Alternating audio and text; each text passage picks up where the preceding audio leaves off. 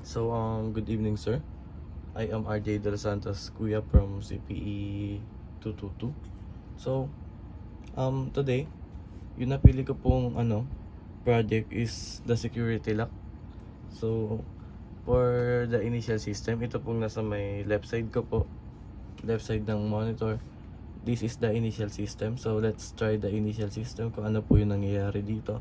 So, in security lock sa initial system, when we put ID, the ID number 1 A150, it needs to enter the password number 1 for the password A1. For the ID 1 A150, the password is 1. So if we put correct password, it will basically enter the security lock. But here po sa may right side ko po, yung minodify ko po na system po, na naglagay lang po ako ng changes dito sa may initial system. So ang mangyari po dito is may limit po yung pag-attempt po sa password po. So pag makatatlong failed attempts ka po, the system will be locked. So let's try. Let's put the first ID, ID number 1 is A, then the password is 5, pero hindi natin ilalagay yung tamang password. Tatry natin kung malalak nga talaga yung security lock pag nagkaroon tayo ng tatlong maling password. So let's try number 3, kasi nga po 5, ito po yung password ng ID number A, the 5. So let's put 3, wrong password, enter ID again, letter A ulit, then password again of A, di natin ulit ilalagay yung tamang password. So let's put 1, wrong password again, then for third attempt for the ID letter A, let's put again the wrong password, 1, 3, and 2 naman. Yan po. Sabi dito, too many failed attempts, system lock. So try naman po natin na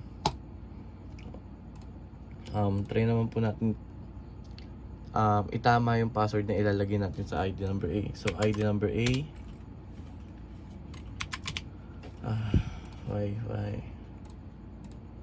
wait sir, compile po ulit natin tong modified system. Run again for ID number A, ID letter A. For the password niya, ito po yung 5, yung tamang password. Yan po. Pag tama po yung password, the access will granted and you will proceed to the security lock. Next naman po, check natin kung gumagana yung second ID. Run ulit natin tong modified system. Then let's try naman yung letter B.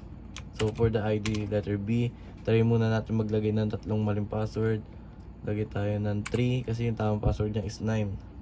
3, wrong password sabi. Then again, letter B, lalagay ulit tayo ng wrong password, 1, and again last B, enter your password.